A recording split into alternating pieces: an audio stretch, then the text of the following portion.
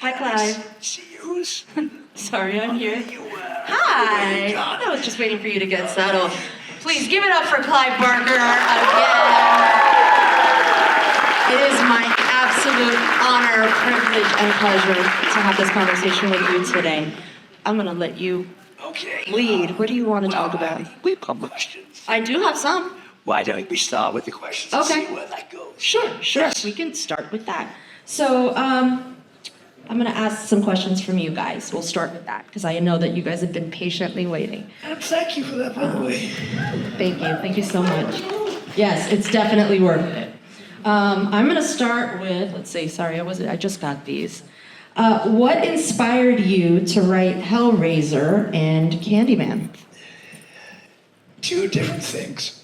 Let's start with Candyman. My grandmother was Irish. She lived to be 101. She loved morbid things. And she loved stories of murder and bloodshed, and she told them to me at the age of 5. One of the stories she told, which turned out to be true, by the way, was that in my native Liverpool, which is the city I come from, a little boy had gone into a public lavatory and had been assaulted and molested and mutilated, which story appears in Candyman. So I suppose I have to blame my grandmother.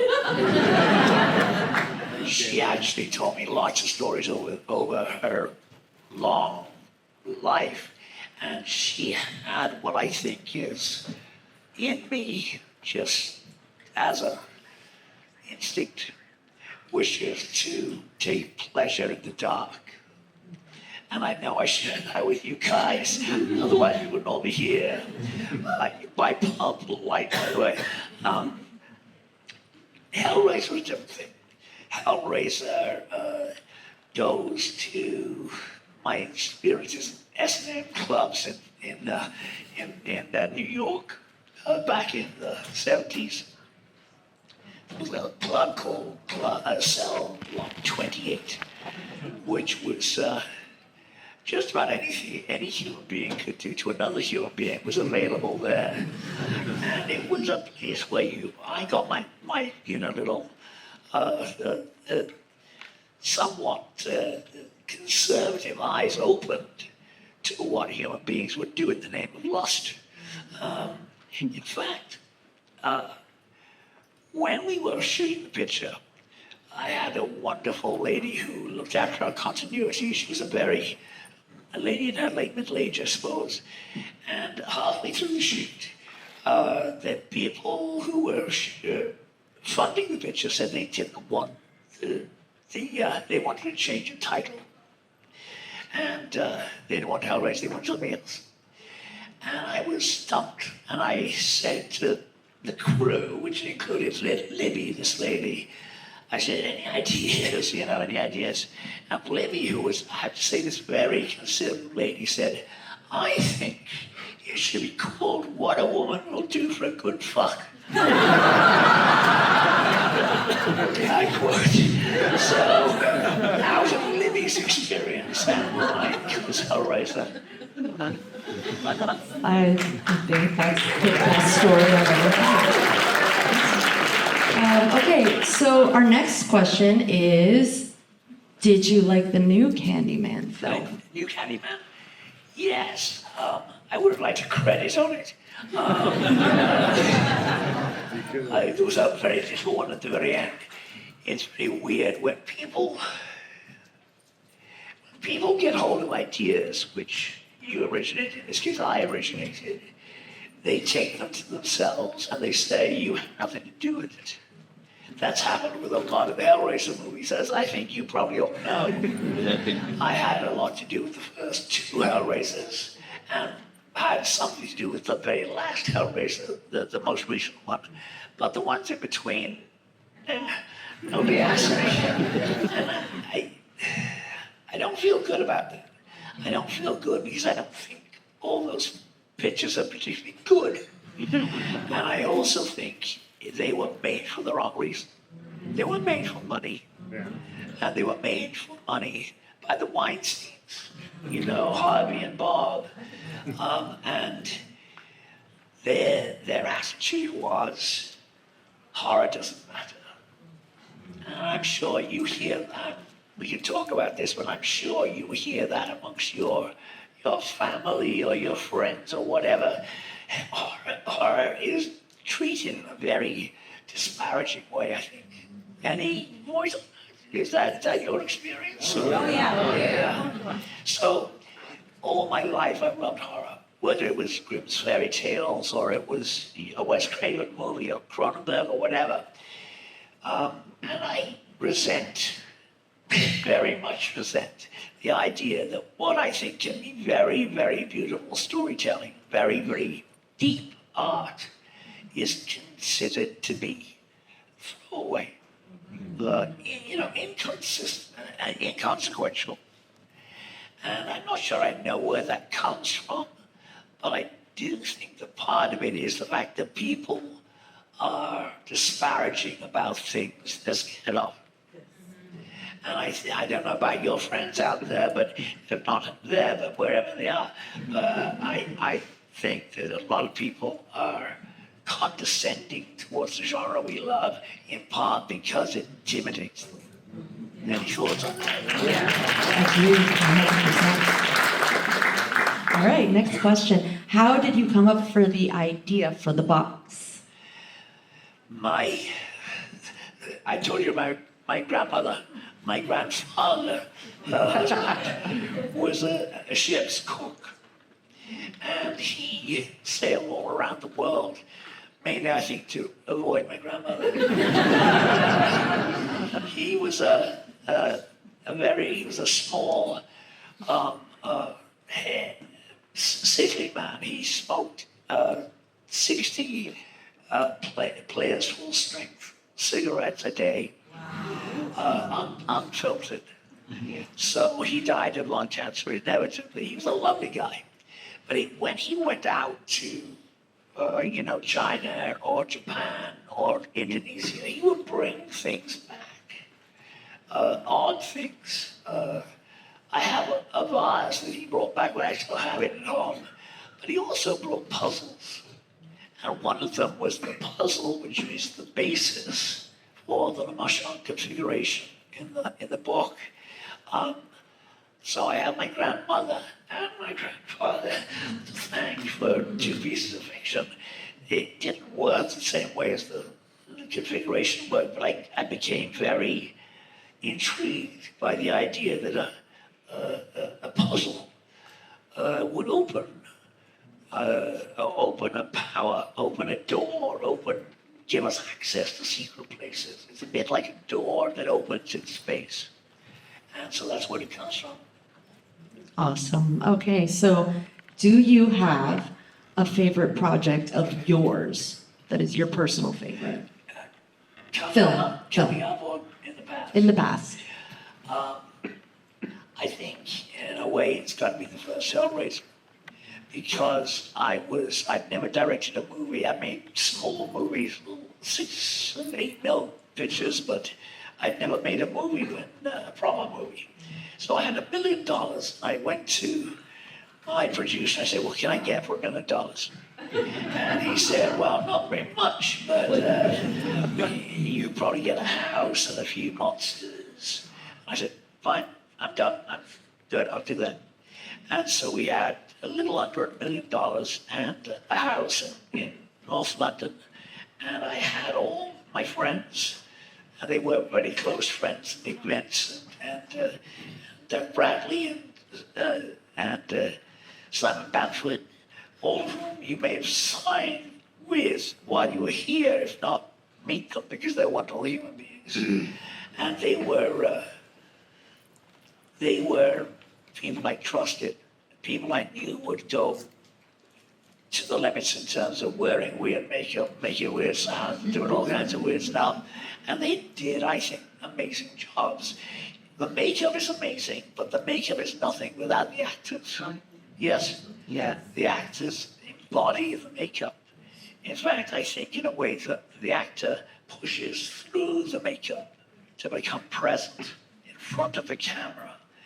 And I think you often see, particularly in B movies, people who are not wearing the makeup, the makeup is wearing them. You know, they're not very comfortable in all this stuff. Simon, Nick, and certainly Deb Bradley as Pinhead. All three of them were brilliant within their roles. And of course, they went on to be in Nightbreed for me, all three of them. So, yeah. All right. Next question is, has anyone approached you about adapting Thief of Always into a film or show? Am I going to tell you this or not? Thief of Always is at present being prepared for production.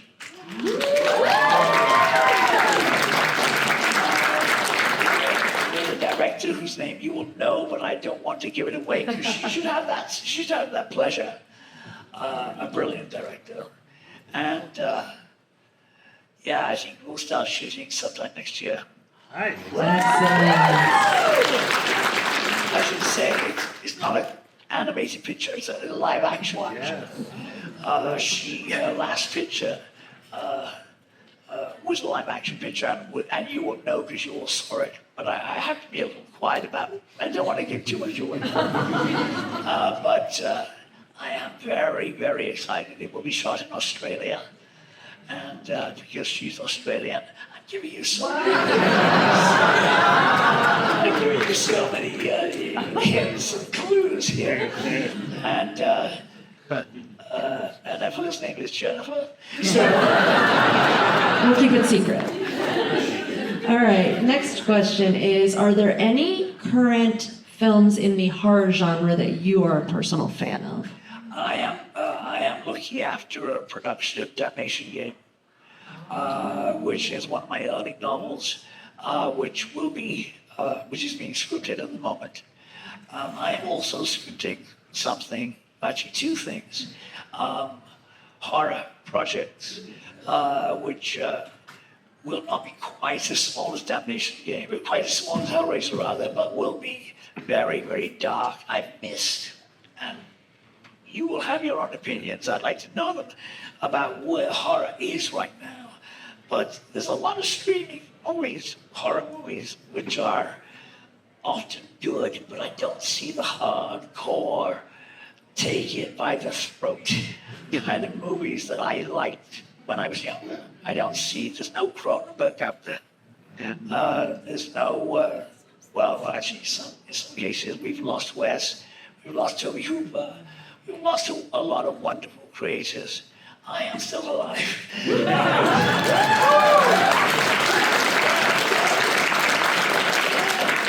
Even though this will be the last time I will see you guys for a while, because I have to go back to finish 5 novels.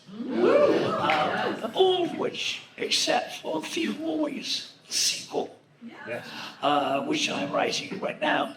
The others are all horror, very, very strongly horror, original horror fiction. So in a way, I'm going back to the Books of Blood. The hardcore horror that I began with.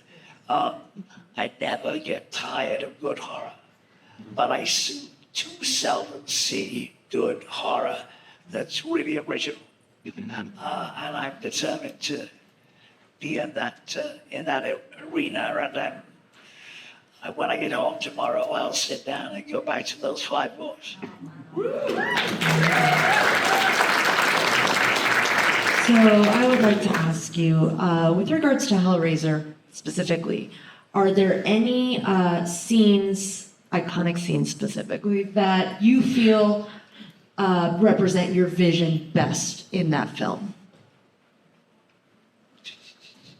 I think because it's the moment when Pinhead says many of the, no tears, please, it's always even suffering. I think the scene in the hospital is the iconic scene. But I also love the scene up in the attic when the body of, we're not even sure who it is lying, bleeding on the floor. Pinhead and the others first arrived. When that movie first came out, the first screening of it was at Cannes, at the Cannes Film Festival, and we never showed it to anybody. And I didn't know, how anybody was going to, judge it.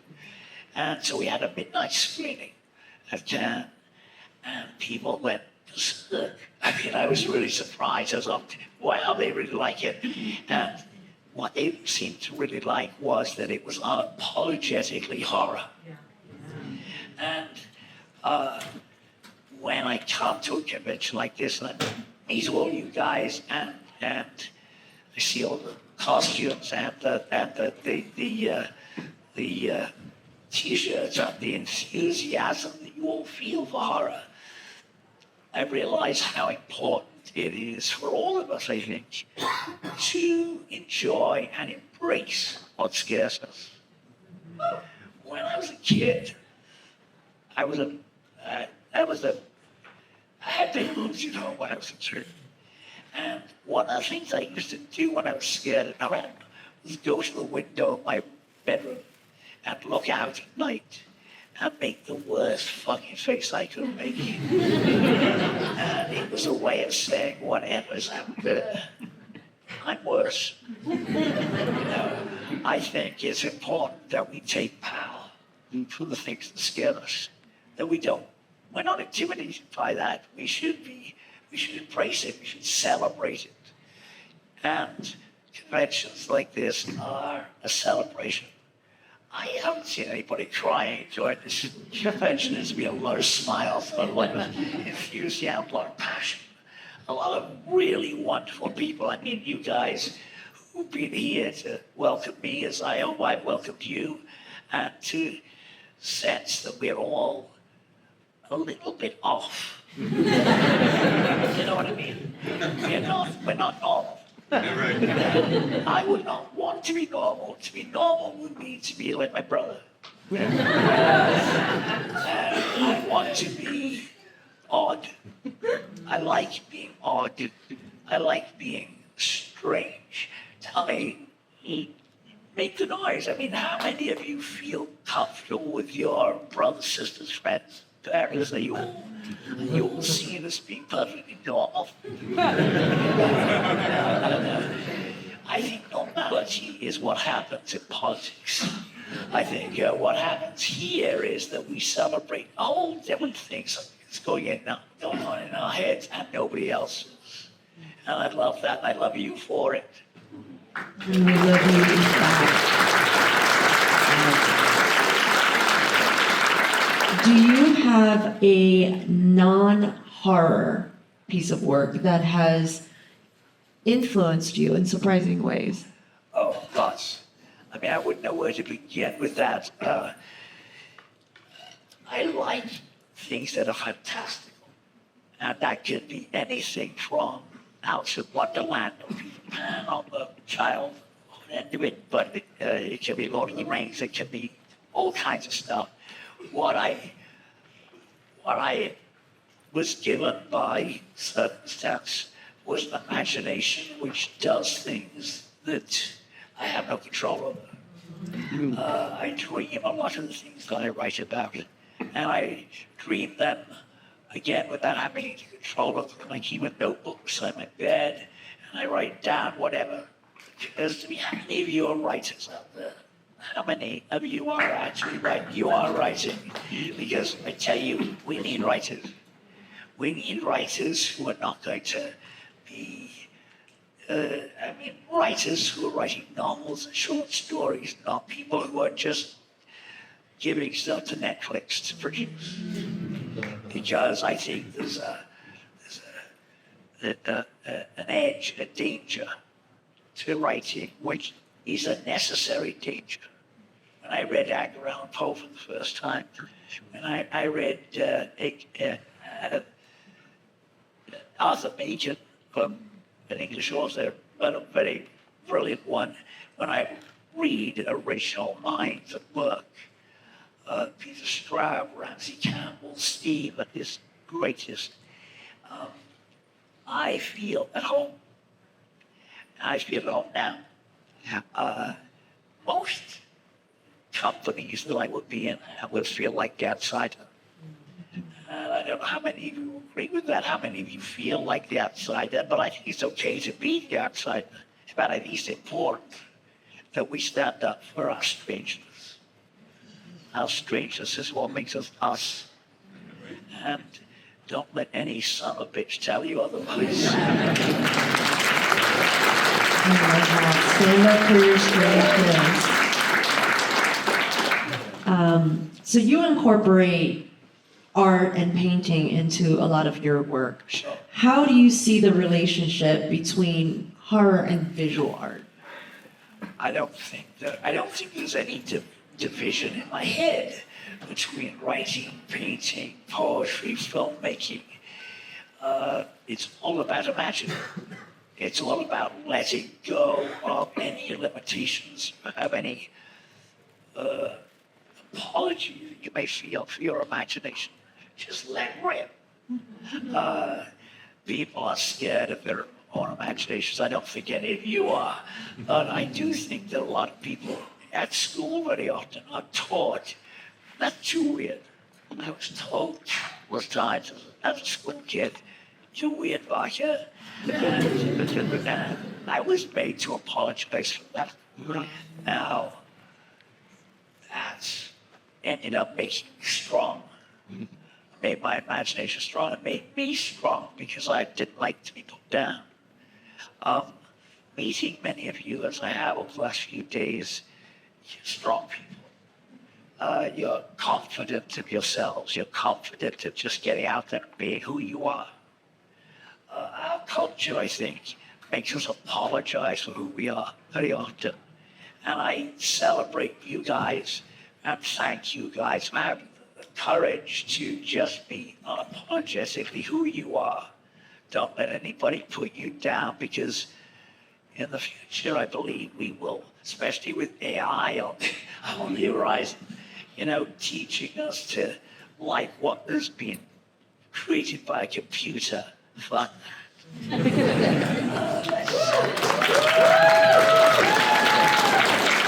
Let's celebrate what's made by this. Let's celebrate what is cooked up and created in our own brains. Never think about, I need a computer for that. Somebody come to me with a series of designs for a show I was doing. And I said, did you draw these? And the gentleman in question said, yes. And I looked at him and I said, I've never seen you draw anything before. He said, well, I told the computer to draw them. Now, I don't think he was lying to me. I think he thought that because he was telling the computer what to draw and the computer drew it, AI, it was his. But it isn't his. The computer has a middle of the road way of doing its own thing. Maybe that will change. But meanwhile, if I want a painting painted or a movie made, I'm not going to rely upon a computer to do it for me. I'm going to rely upon you guys. And I've seen so many great creations while I've been here this weekend. And it makes me so happy that there are still the human beings using their hands and their minds to make things, not pushing a few buttons and saying, go make this for me. Because that's not creation. Creation is what's happening in your hearts and heads. Yes? Absolutely. 100%. So we know that there is a Nightbreed series in development. There are. Yes, there are. Can you talk about that? Well, it's always difficult to talk confidently. We won't tell anyone. No, it's always difficult to talk confidently about what people say they're going to do. Because I've been told so many times it's going to be this, it's going to be that, and it hasn't happened. So I'm very careful to not promise anything. But certainly I want the Nightbreed series. I want a Weaveworld series, which is planned. and I'd like eventually to do a magic. Yeah, yes. It's going to be a big series or a big movie, but I think there's a case where people are challenged by the material. I mean, it's a period, it's a story which has a character who's neither male nor female. It doesn't seem so radical these days. Back in the day, it did. And that story called Sacrament again with a gay hero, where he doesn't seem so radical now, but it did when in fact, it seemed so radical to my publishers, and they said, well, we won't publish this. And I said, why not? I said, because the hero's gay. I said, well, so what's the problem? And they said, listen, we've got a solution. Rather than, you selling the book to somebody else, just change the name of his boyfriend to a girlfriend. I said, fuck.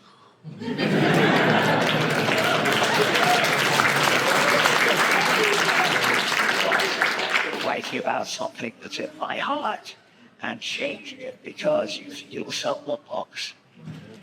Books, art cannot be about dollars and cents. It's got to be about what the heart and the mind of both the reader and the creator think. Excellent. What was the most challenging character that you created for one of your films? That's a lot. Yeah.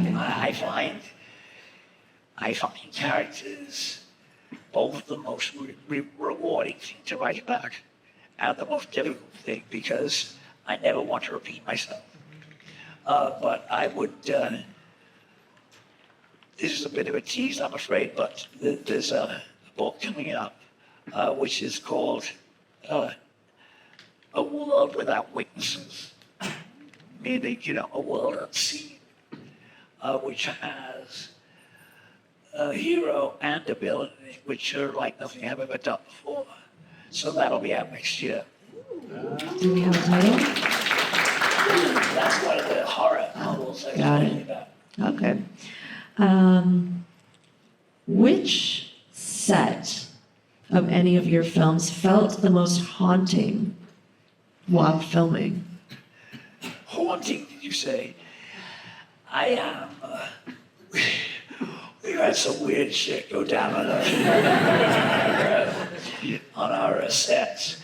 I think it was only Nightbreed because we had so many wonderful actors in so many amazing makeups and costumes, and then we had an amazing, huge set for Midian. It's when you direct a picture, you think you're in charge, but of course you're not.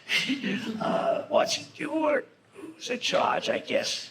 It's a collective endeavor. Everybody's a little bit in charge. And I think some of the weirder things, some of which I don't even want to talk about now, haven't done Nightbreed. Yeah. Should we open the lights up?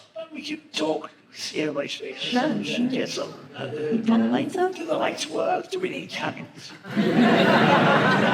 Set the mood. Let's get some questions from Yeah, we did get the questions from the audience outside in anticipation of this. His hand went up. Your hand went up?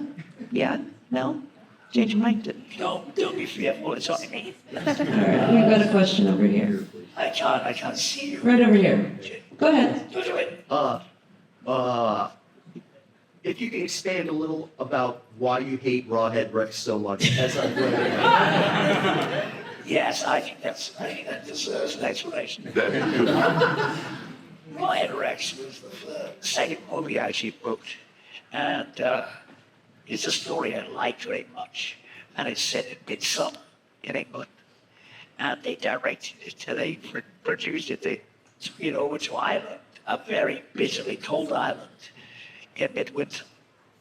As a consequence, many of the images that I loved in the book never found their way into the movie, so that's the main reason. Also, I don't think the monster's that scary. I mean, he's a decent monster, but he couldn't speak English.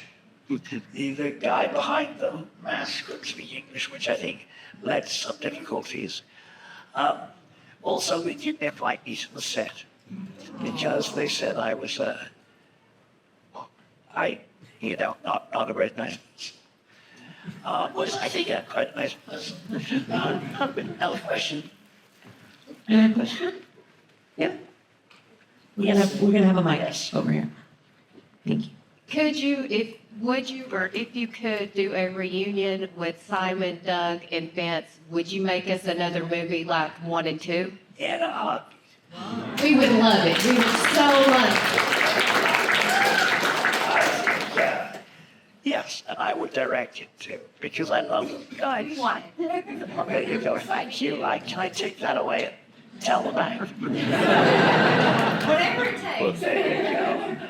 But the answer is yes, there were these. I've known Doug since I was 14. I've known Simon since I was 20, and Nick the same way. So these are very wonderful friends of mine, very intimate friends of mine. So the idea of making another movie with them would be heaven. Yeah. All right, we got another question right over here. Hi there. Were there any stories or anything that was like in the books of blood that you'd like to do now that maybe at the time when they came out they couldn't have been done originally? For example, in Hills of the Cities. Yeah, that would be the one I did. But there's also a lot of stories we didn't find their way to the collections. A lot. And so the answer is yes, yes, yes. There's a lot of stuff that I think special effects cool up. I mean, I think we could do in the Hills of the Cities now the way we couldn't have done back in the day. But I also think there's I'm 72. Can you imagine that? I'm 72, and in the time since I wrote the Books of Blood, which is 40 years ago, my mind is filled up with some pretty weird shit. Which now, in these stories that we talked about before, which I'm going to get back to when I go back to writing home, they're new ideas, they're new monsters. So the answer is yes, yes. I think there's a lot more of those kind of hardcore, unapologetic, let's just go for the jugular stories. And I don't necessarily need just blood, though blood is good. I also mean in terms of the subject matter, the underlying subject matter. I should tell you something.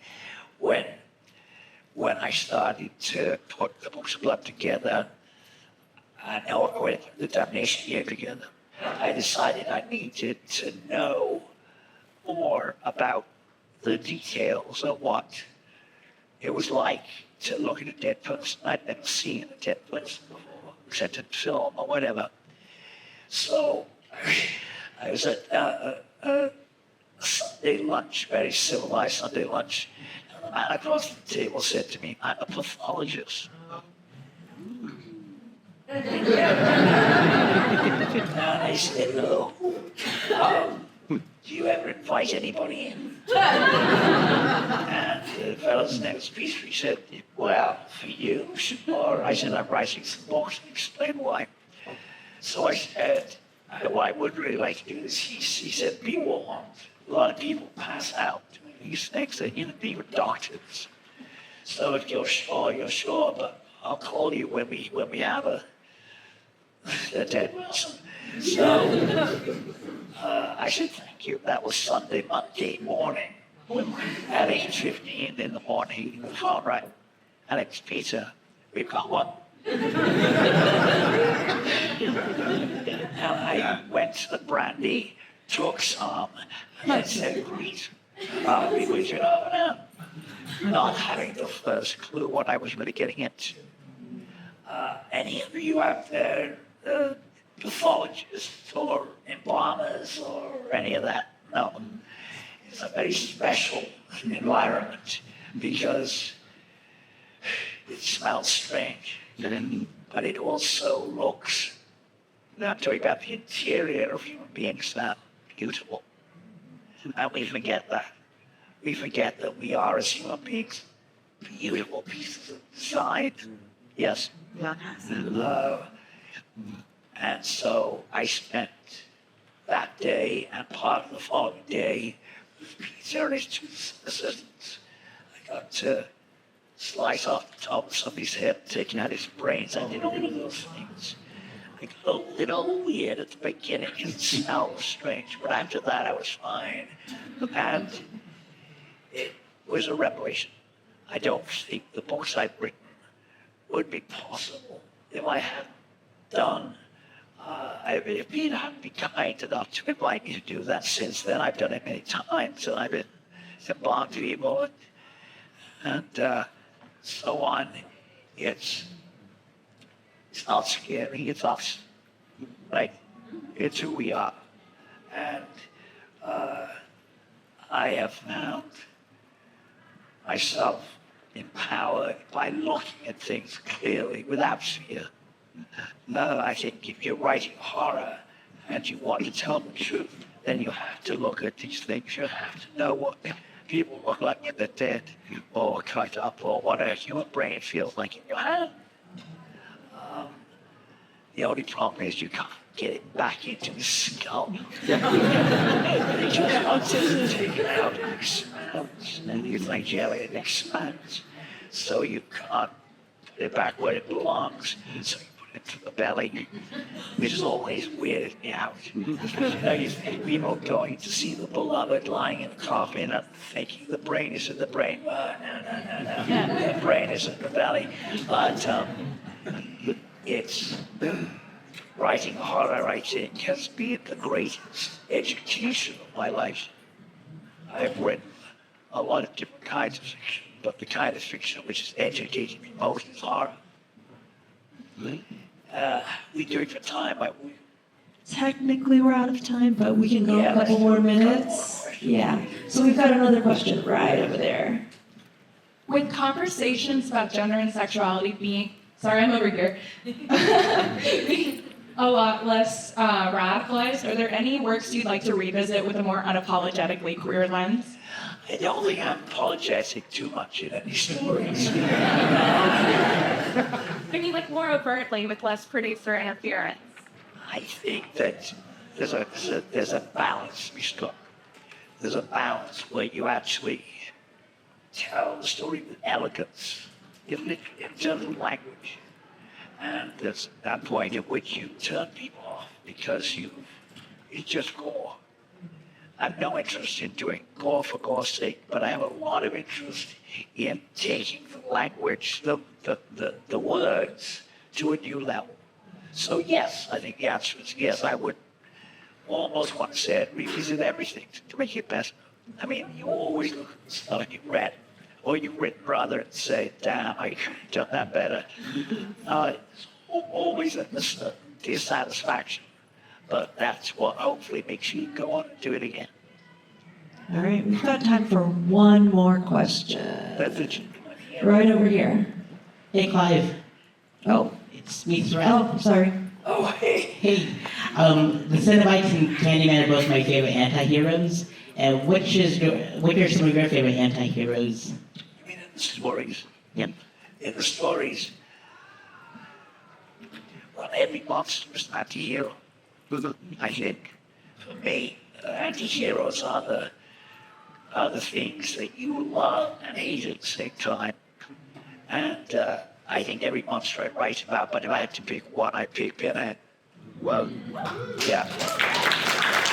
All right, before we close it out, I want. There was one hand Sorry. that's been raised here. Yeah? Yes. Okay, we'll do one more. Christina, do we have the mic? Okay, well, you know what, just go ahead.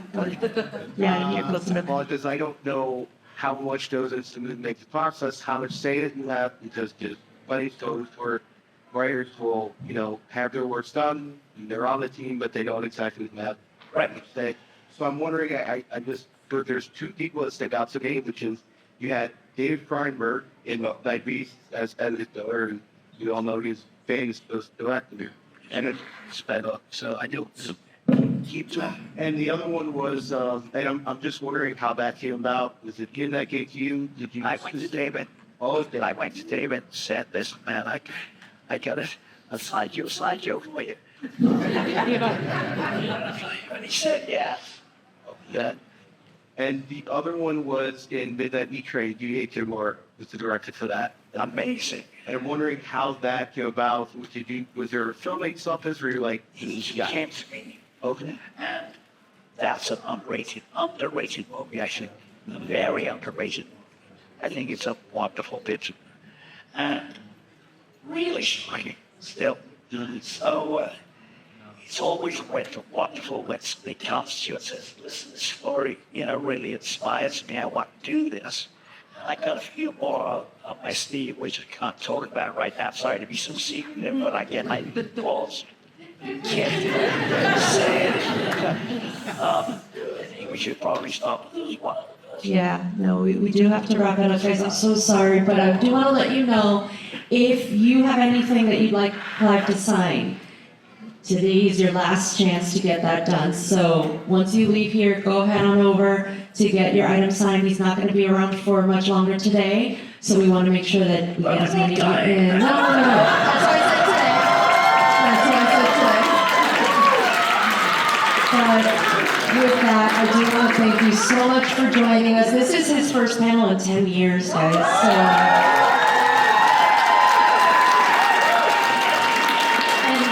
And just so you guys know, this is his last panel.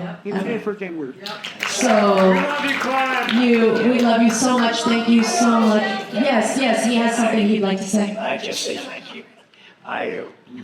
You represent all the many hundreds of thousands of people I've talked to in the last 35 years of panels. I will miss this. And the only reason I'm doing it, the only reason I'm hiding myself away is because I have something to do. And I've got a fuck a lot of writing to do. And I think if you have the choice between me writing the writing and sitting around talking, you prefer to be writing, yes. But that isn't to say that I won't miss you very much. And I'm going to stop now because I'm going to cry.